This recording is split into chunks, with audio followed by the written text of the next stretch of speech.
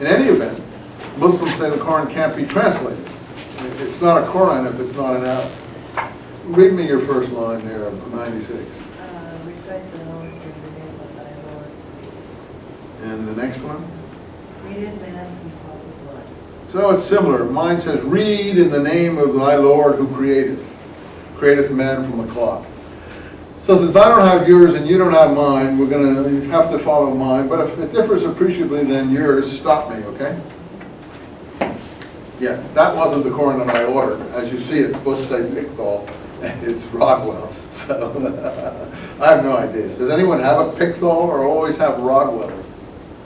Well, Pickthall says the meaning of the glorious Quran. What's the title of that book? You see, a Muslim would say you can't call a translation the Quran because it's just an approximation of the Quran. So Pickthall was a British convert to Islam, and he was very careful not to call it a Quran. So he said the meaning of the glorious Quran, so that he wouldn't think that that was a Quran, because Muslim religious scruples say it's not translatable into a different language, it's not a Quran.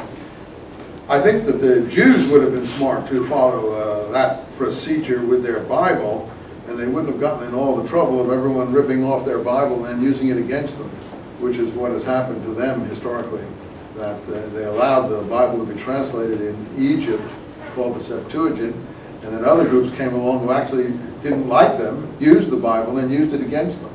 But one thing the Muslims were wise to do is they didn't let any hostile groups use the Quran against them. And therefore they're much more successful than the Jews in terms of the protection of their holy book. I don't know anyone who's exploited the Quran to make a new religion out of it. You see what I'm trying to say? Christianity did that. And even though the meaning of Christianity is nothing like what the Old Testament says, and that's honestly true if you're fair-minded about it, they've used the Old Testament to build Christianity upon. And you see, they haven't been able to do that with the Quran because the Quran forbade it from the beginning. No translations. No translations. And sometimes Muslims are very wise in the things that they do to protect themselves, and this is one of the things that has been very successful for them. Anyway, we've translated it. Createth man from a clot of blood. Read or recite. And the Quran is actually called. Quran means to read, to recite, the recital. K-R-A sound in Arabic and in other Semitic languages means reading or reciting. Quran is another version of K-R-A. That means reciting of the recital. Reading, if you prefer. Anyway, this is Ikra, read. And thy Lord is most bounteous, I'll just get on, who teacheth man by the pen, teacheth man what he knew not. Man is rebellious, he thinketh himself independent. Unto the Lord is the return, or Allah is the return, line 8. Do you see him who persuadeth faithful man when he prayeth? As you've seen the one who relies on the guidance of Allah or enjoins piety? Have you seen he who denies Allah's guidance and is wayward?